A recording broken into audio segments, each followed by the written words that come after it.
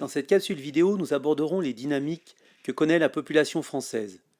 On entend par dynamique des tendances, des évolutions. Deux types de dynamiques seront traités.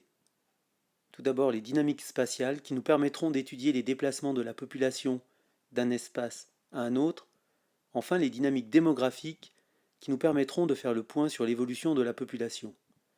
Ces dynamiques nous intéressent car elles contribuent à modifier la répartition de la population sur le territoire. Commençons par les dynamiques spatiales. Quand on évoque les dynamiques spatiales, on aborde les mobilités.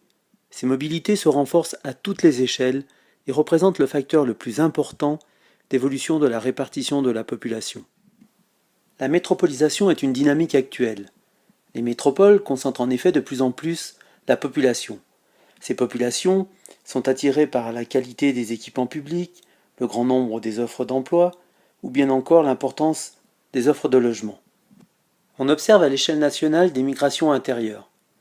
Cette carte du solde migratoire des différentes régions nous informe sur ces migrations.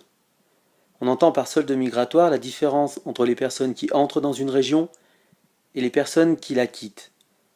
Les régions attractives ont un solde migratoire positif, alors que les régions répulsives ont un solde migratoire négatif.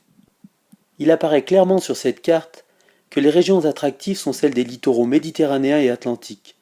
Leur solde migratoire est positif, contrairement aux régions du Nord, y compris l'Île-de-France.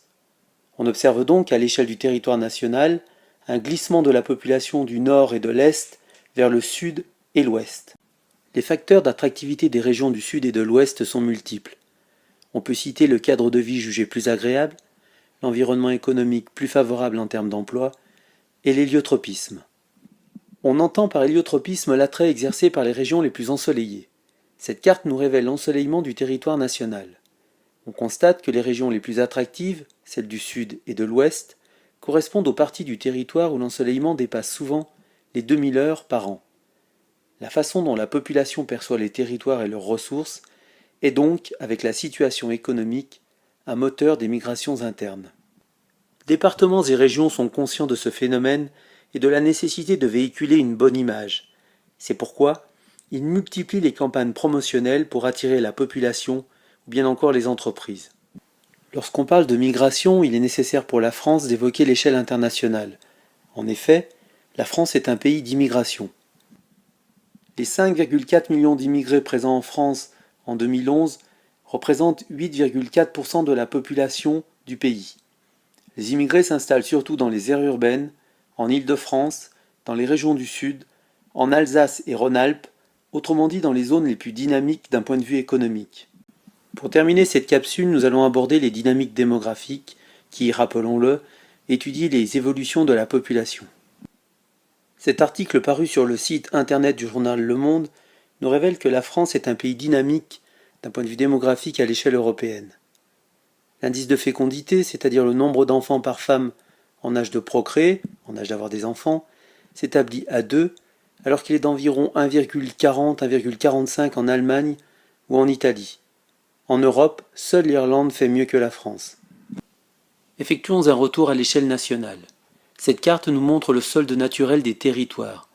Le solde naturel est la différence entre le nombre de naissances et le nombre de décès.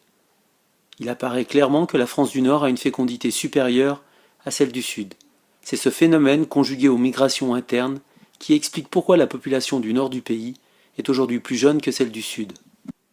Malgré son dynamisme démographique, la France vieillit sous l'effet de l'allongement de l'espérance de vie. Selon les conditions actuelles, une femme née en 2013 vivrait en moyenne 85 ans et un homme presque 79 ans. Cette illustration nous montre qu'en 2060, un Français sur 3 aura plus de 60 ans.